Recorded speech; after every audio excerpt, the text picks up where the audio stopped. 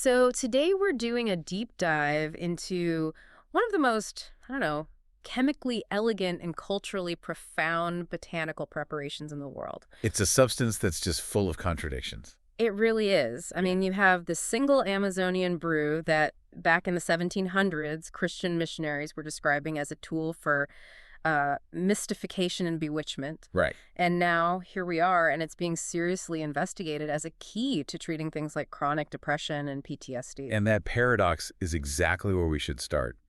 We're talking about ayahuasca, and its history goes back so much further than those reports from the 1700s. Much, much further. I mean, its use as this powerful spiritual medicine, it probably started with the very first indigenous people in the Amazon basin. We're possibly talking over 10,000 years ago. And for anyone who isn't familiar with the term, we should probably clarify that we're talking about an entheogen. Yes, that's a key distinction. It's a psychoactive substance, but one that's used in a very specific, sacred or traditional context. So our mission today is to really unpack this. How do these two specific plants create this intense effect? And what can we learn from these traditional uses that have suddenly made conventional medicine so interested? It's a huge topic. And I think the first thing to get your head around is the context. This isn't something you take casually. Not at all. Traditionally, it's always administered in a very structured ritual under the care of a shaman or a healer. And its purpose is to function as a deep medicine, to sort of rebalance everything, physically, emotionally, and spiritually. The ultimate goal is always harmony, right? Within yourself and with your community. Exactly. I found that idea of social integration really compelling in the sources, the idea that this went way beyond just individual healing. Oh, absolutely. It was a core mechanism for community cohesion. Yeah. I mean, take the Amazonian warriors, for example. When they came back from a really dangerous hunt, they would drink ayahuasca. Specifically for that reason. Specifically, it was to process the aggression, the primal intensity of the hunt. This ritual was how they could safely leave that emotional baggage behind and reintegrate back into the community. So the trauma of the hunt didn't spill over into daily life. That's it. It's like a guided emotional reset. And that name, ayahuasca, that speaks to this purpose, doesn't it? It does. It's a Quechua word. It loosely translates to something like vine of the soul or vine of the spirits. The whole point is for the drinker to connect deeply with their inner self, with the spiritual world. And a shaman is there to guide that process. Always. The shaman is the guide and protector. And that entire profound connection depends completely on a very specific partnership between two plants. Right. As you said, ayahuasca isn't one plant. It's a tea made from two plants that grow in the same region. And they're almost like two halves of a chemical equation. They seem made for each other. So the first one, the sort of backbone of the whole brew, is the vine itself, Banisteriopsis caapi. Also known as Caapi or yage. And this thing is a liana, which is a giant, woody-stemmed vine. And it's huge, right? It's massive. It's an evergreen climber that can get up to 30 meters long. 30 meters. That's as long as the longest blue whale ever recorded. Exactly. And here's where it gets really interesting, a bit speculative, but Go on. there's this idea that the shamans might have first learned about the vine's effects by watching jaguars. Watching jaguars. Yeah, observing them chewing on the vines and, well, tripping. A bit like jungle catnip, maybe. It's an ancient form of just watching nature and learning. That's fascinating. So what's the partner plant, the other half of the equation? That would be Psychotria viridis, or chacruna. And it's much less imposing. It's just a flowering shrub, actually part of the coffee family. And its leaves are the key ingredient for the experience. That's right.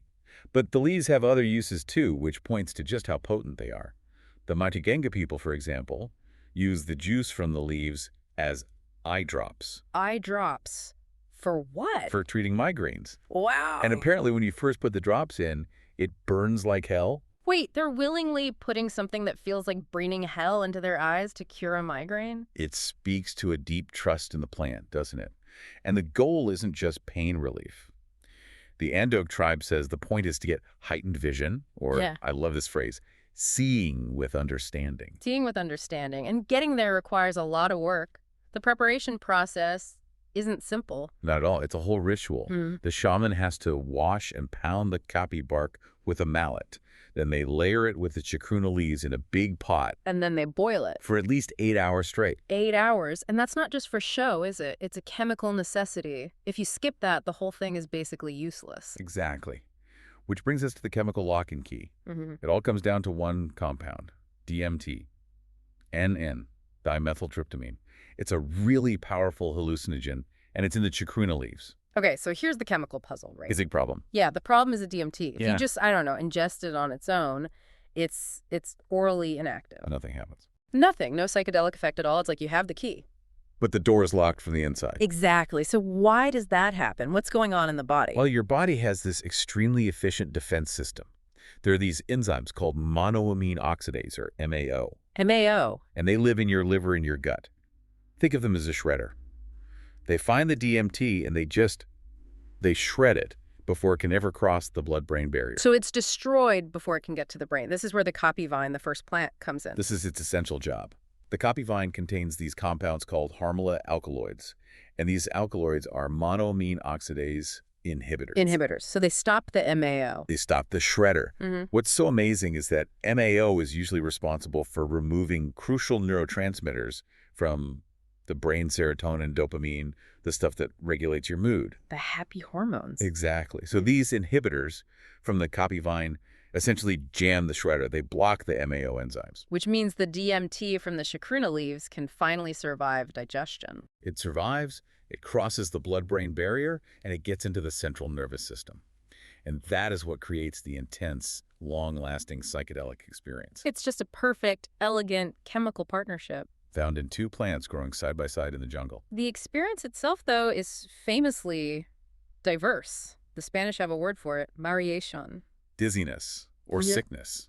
And yeah, on one hand, you have these reports of profound visual hallucinations, euphoria, a feeling of flying. But on the other hand, On the other hand, there's the purge, intense clumsiness, vomiting, diarrhea, and sometimes really difficult emotions like fear or aggression. and from a Western scientific perspective, that sounds pretty awful, like a side effect you'd want to avoid. But culturally, it's seen completely differently. It's not a failure of the medicine, it's a sign that it's working. How so? Well, for followers of religions like Santo Daime, the vomiting and diarrhea are a welcome process. It's seen as a physical purging of repressed emotions, of spiritual negativity. Purification through release. Exactly. And that whole reverence is why they call ayahuasca a master plant or a teacher plant. Even the teacher of teachers. Right. It's said to hold the wisdom of all the other teacher plants in the Amazon. Okay, so let's connect all this back to today. We're seeing this massive spike in global interest, and now conventional medicine is finally investigating. And they're basically trying to legitimize what shamans have known for centuries. The list of potential benefits being studied is long. Like what? Early research suggests it might promote neurogenesis, so protecting and even restoring brain cells. And it's showing real promise in treating some of our most stubborn disorders. Things like severe anxiety, treatment-resistant depression. PTSD, addiction, the list goes on. It's a classic case of mainstream science finally catching up to indigenous knowledge. It really is. The shamans would say the clinical trials are already in, they've been running them for thousands of years. Which really raises a big question about the value we place on that knowledge base. And it brings us back to that perfect chemistry. I mean, what does it all mean? You have this one compound, DMT, that's totally inert on its own, biologically useless. Waiting. Just waiting for its partner, the MAO inhibitor, to unlock its power.